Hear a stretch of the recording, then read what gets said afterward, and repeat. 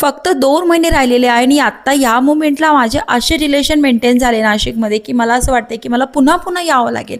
2 महिन्यानंतर मी पुण्याला शिफ्ट होतीये, परंतु यूट्यूबमुळे मला भेटलेली आहे माझी वहिनी. ते कसं तुम्हाला सांगते. वैष्णवी शाळेमध्ये असताना तिच्या टीचरला माझ्या हाताचं जेवण खूप आवडायचं. गणपती आधी मला एक मस्त असा मेल आला होता आणि इतक्या छान पद्धतीने त्यांनी ती मांडणी केली होती ना. ऑफकोर्स आता त्या टीचर आहे म्हटल्यानंतर त्याची शब्दरचना खूप छान होत्या.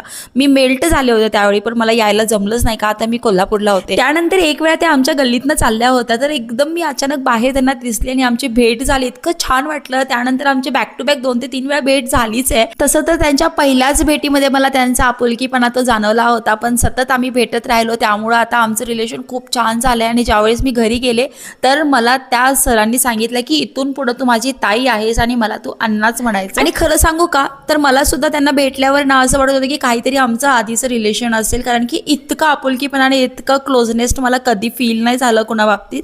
तर खूप छान वाटलं. हा दिवस जास्त मेमोरेबल राहील कारण की मी each and every moment capture केलेला आहे, ज्याचा फुल व्हिडिओ यूट्यूबवरती आहे. नक्की बघा. थँक्यू.